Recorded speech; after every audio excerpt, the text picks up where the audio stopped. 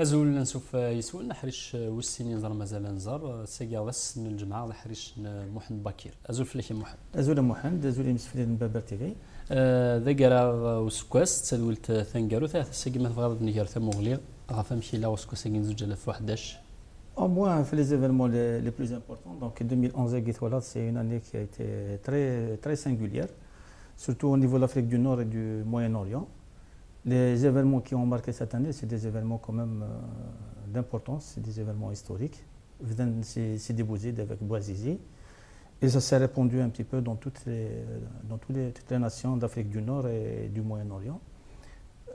Les leçons ou ce que j'en retiens, il y a quelque chose de saillant, quelque chose d'important, c'est qu'à mon sens, il faut faire la différence hier, le printemps 2011 et les transitions et Délouline 6.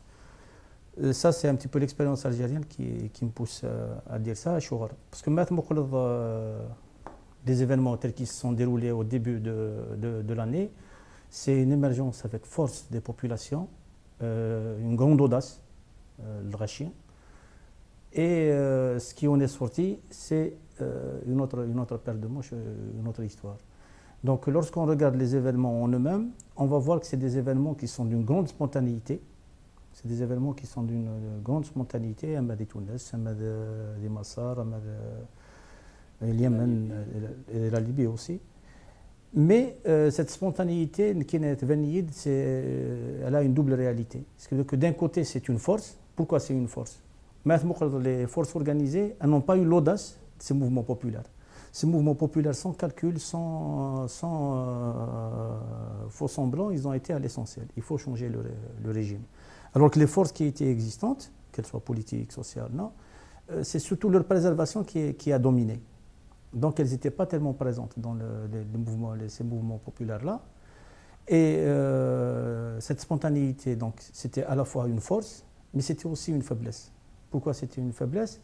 Parce que ça a permis, ou ça a empêché du moins, l'émergence de forces propres à ces mouvements-là.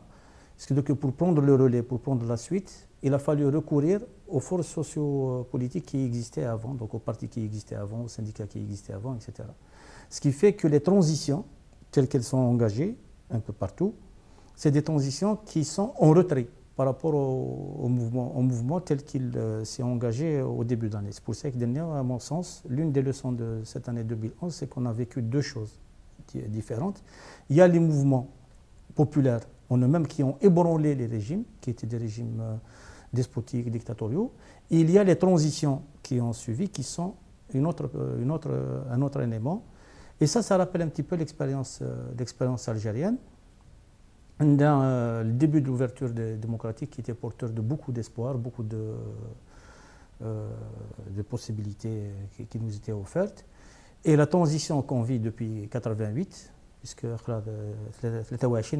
la transition démocratique d'Ithmoufna, elle tarde à donner. أنا محمد تونس نغير الماروك جاني يسلمن أجدودي اختار يسلمن جاتني وكنا حكمن الجزائر هاث وثن جنرا ونشوف على راه تمثال هاث نشتاقي ذينا جنا كنا ذي مجارة ذي نظرني تونس الماروك هاث مجارة ما مخالف فين نظرني الجزائر. Non, d'abord, il a fait le باللي ils يظهرون مالي تونس مالي الماروك مالي مصر, ils ont tenu compte de l'expérience algérienne. Dans les événements, les gens, ils n'arrêtaient pas de dire on ne veut pas d'une expérience MTG. Donc la résistance du peuple algérien, elle a fait avancer les choses, que ce soit au niveau du discours des mouvements islamistes, reste à savoir l'évolution en elle-même. Mais au niveau du discours, ils ont évolué, c'est-à-dire qu'ils ne prennent plus la violence telle que la prenait le fils. Ils prétendent adhérer aux idéaux démocratiques. Il y a un changement notable au niveau du discours. Est-ce que c'est un changement qui est profond, qu'il faut prendre en compte comme un acquis définitif? Ça, c'est autre chose. Je ne peux pas m'avancer dessus. Mais au moins, l'expérience algérienne, elle a donné ça. C'est-à-dire qu'elle a montré un type d'expérience que tout le monde a voulu éviter. Ahmed Massar, Ahmed Ditoun Sama, les gens, ils ont dit ça, il ne faudrait surtout pas qu'on fasse cette expérience. Mais je pense qu'il ne faut pas s'arrêter aux apparences. Il ne faut pas s'arrêter aux apparences. Il faut aller au-delà et voir ces sociétés-là, même la société-là, vers quoi est-ce qu'elles s'acheminent. Tu vois, nous connaissons l'expérience algérienne, c'est que les forces sociales en place, elles trouvent toujours des mécanismes pour se remettre dans le jeu. La transition algérienne, c'est une renaissance continuelle du système. Or, maintenant, ce qui se passe des massacres, avec le rôle essentiel que joue l'armée, maintenant, les composantes essentielles du CNT, c'est des gens qui sont issus du système Kadhafi. Maintenant, le niveau d'engagement de la classe politique tunisienne par rapport à l'ampleur du mouvement démocratique du début de l'année, les exigences, elles sont vraiment moindres. Même ce qui se passait à Tunis et dans les autres villes tunisiennes.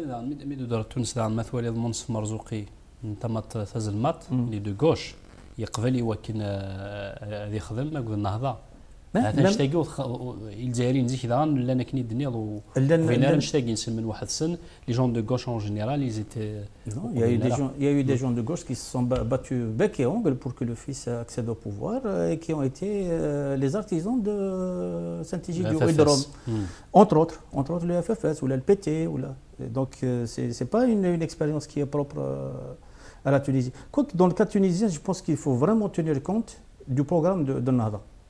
Pourquoi? Parce que un parti, qu'est-ce qu'il caractérise? Qu'est-ce qui caractérise un parti? C'est d'abord les objectifs qui se fixent, la manière avec laquelle il mobilise pour atteindre ces objectifs et le discours de ses dirigeants. Donc au moins on a 3 éléments pour apprécier. Maintenant, le programme Nahda, c'est un programme démocratique. Fondamentalement, il se prononce pour l'alternance, pour les libertés, pour l'égalité des sexes, etc. Mais maintenant, au niveau d'organisation, là déjà on commence à se poser des questions. Parce que maintenant, les composantes de Nahda, il y a des composantes qui semblent être sur ce programme, il y a des composantes qui sont très conservatrices et même islamistes, qui demeurent islamistes. Maintenant, le discours de ces dirigeants, Renouchi, c'est celui qui porte le plus le programme électoral de Nahda. Mais maintenant, celui qu'ils ont mis comme Premier ministre et son idée de 6e khalifa, là tu commences à te poser des questions. Donc les jeux ne sont pas tranchés, même dans le cas de Nahda. Il y a un programme démocratique. Est-ce qu'ils vont l'assumer? Est-ce qu'ils vont pouvoir le porter? Est-ce qu'ils sont réellement inscrits là-dedans? On ne peut pas faire de procès d'intention. On ne peut pas donner de chèque à blanc. Donc il me semble que tel que les choses se déroulent, ça va vers une expérience à l'algérienne vers les dernières années. Donc, tu as un potentiel populaire qui est très fort et des représentations politiques qui sont dans des rapports inversés. Ça veut dire que le rapport de force dans la société et le rapport de force qui est au pouvoir, ils sont dans un rapport d'inversion.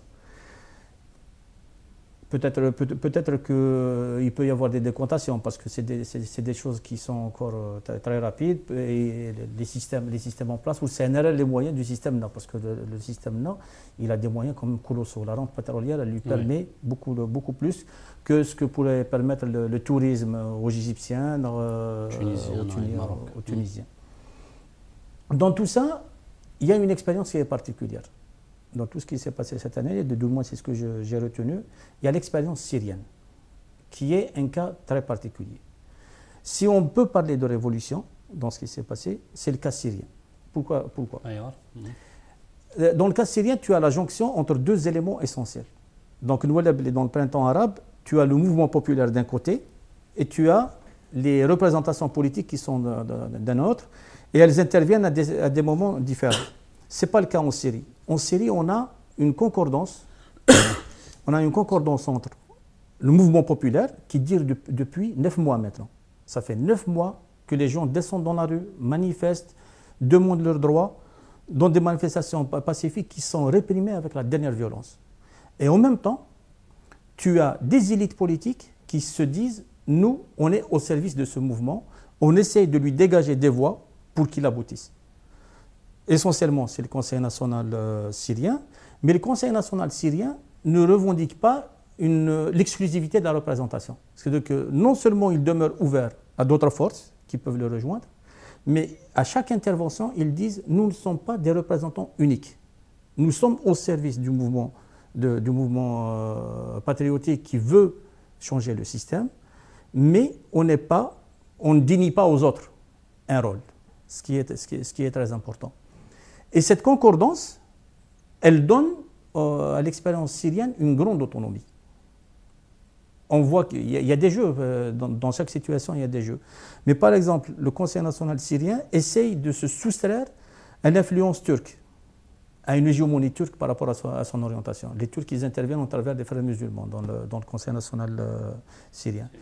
Ils essayent de se projeter dans ce qui peut être leur profondeur stratégique. La profondeur stratégique de la Syrie, c'est le monde arabe. Donc ils essayent de faire jouer, ils ont amené, c'est extraordinaire, ils ont amené la Ligue arabe à voter des sanctions contre le régime syrien et à faire un plan qui oblige la Ligue arabe à envoyer des observateurs. Il y a des limites dans le plan, mais c'est quand même quelque chose de nouveau. C'est les Syriens, c'est le Conseil national syrien qui a obtenu ce résultat. Ce n'est pas la Ligue arabe qui le Conseil national syrien, par exemple, il s'est prémuni de la précipitation dans ses rapports avec l'Occident. Ils auraient pu avoir des reconnaissances. Ici, le ministre des Affaires étrangères français, il a dit on ne reconnaît pas le Conseil national parce qu'il ne nous a pas demandé de le reconnaître. Ouais. Donc, ils ne sont pas dans la précipitation dans leur rapport avec l'Occident. Ce qui montre une grande maturité au niveau de ces forces-là. Or, on a les deux éléments. Ce qui veut dire on a une élite qui est éclairée et on a un mouvement populaire et les deux sont unis dans l'action. Ça ne veut pas dire qu'ils vont gagner.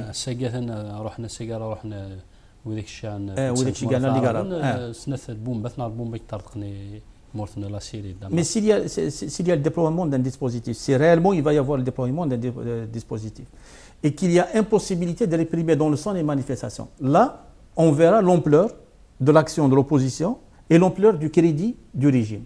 Si les rues de Syrie vont être occupées par de grandes manifestations qui vont demander le départ de Assad et qu'il n'y a pas de mort, ça veut dire que ce régime est complètement illégitime et disqualifié.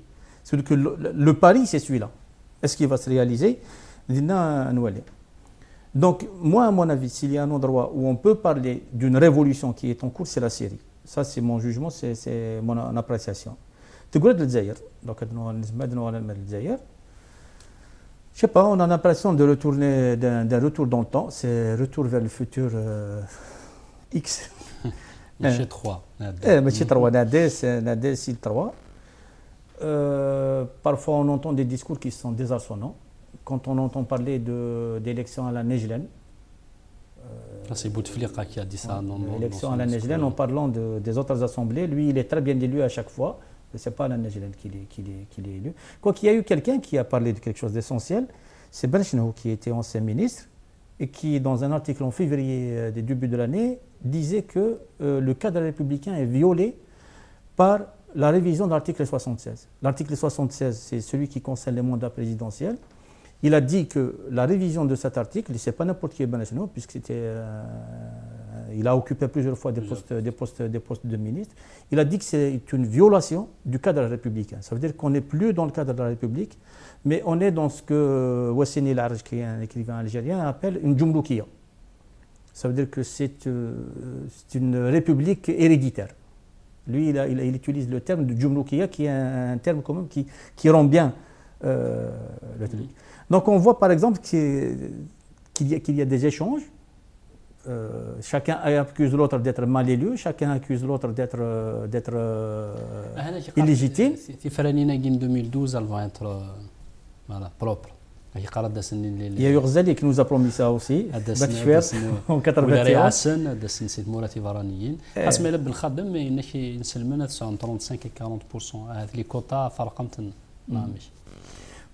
À mon avis, la question la plus importante, parce qu'on peut discuter des heures et des heures sur les projections qu'ils font, etc. L'enjeu réel, et sur lequel ils ne veulent pas que les gens les évaluent, c'est le taux de participation. D'accord ? Le système, le système, il va payer sa stratégie qui est celle du containment de la société. C'est-à-dire que le mot containment, il vient de la guerre froide. C'était la stratégie américaine par rapport au bloc de l'Est. Donc c'est une façon d'endiguer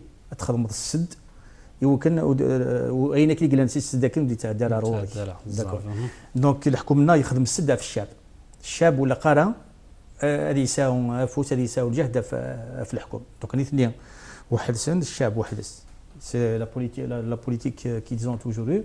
Là, c'est l'un des moments où ils vont encore le payer. Pourquoi? Parce qu'on va voir l'étendue de la base sociale du régime. Mais c'est les urnes qui est important. C'est à le vote. Il n'y aura pas beaucoup de monde. À moins d'un miracle, il n'y aura pas une participation qui va différer des élections qui sont passées. Les élections qui sont passées, c'est autour de 25% de participation. On ne gouverne pas un pays avec 25%. Ça ne donne pas de légitimité. Le véritable problème, c'est celui-là. C'est pas... il gouverne quand même. Bien sûr, il gouverne. La législature, les réformes qui viennent d'être faites, les lois qui viennent d'être faites, c'est des lois restrictives. C'est des lois limitatrices des libertés. On voit comme ça des éléments de débat, toujours Bouteflika, quand il parle de petits partis. C'est quoi les petits partis? Les petits partis, c'est les petits partis qu'on maintient avec une armada de policiers.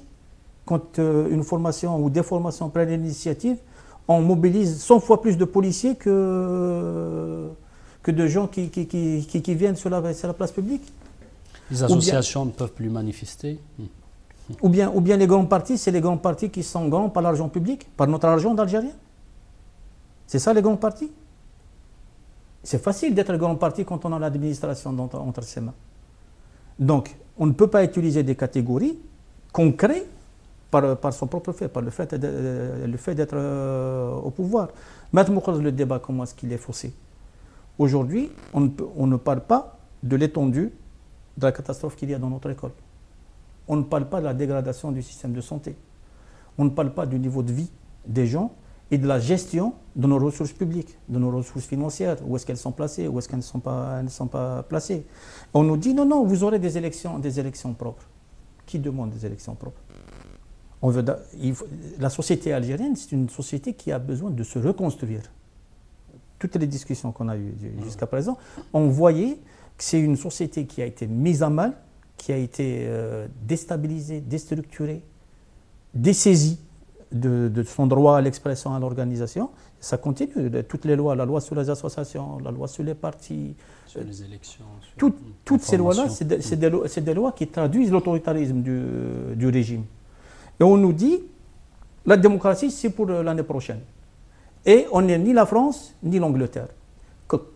Comme si la question démocratique, c'est une question... Ça fait 23 ans. La transition démocratique, elle a commencé il y a 23 années. Et l'Algérie, elle n'a que 50 ans. Ça veut dire la moitié de l'existence de l'Algérie, on l'a passé dans la transition démocratique. On ne peut pas parler des choses comme ça.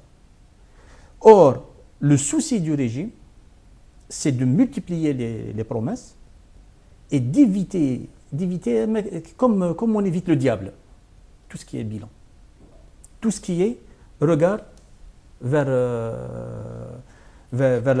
l'arrière. Or, ce qu'il faudrait, à mon avis, c'est justement ça, c'est de regarder vers l'arrière, de tirer les leçons, que tout un chacun fasse un bilan, pour qu'on puisse d'abord comprendre ce qui s'est passé, parce que maintenant, tu la comprends mieux. Là, on parle de... Tu comprends mieux quand tu as un regard rétrospectif. Et peut-être qu'on pourra dégager des pistes. ثاني واحد ثم غراويني كارزن تيجارو سكواس اتوا اوسي مسفلي نبربر تي في اوسي هاد المليله سكواسي دي سكوني هاد قابل ثاني ميرتي يكونوا دي قمنا يذنا دو على غروان من بعد الجنجل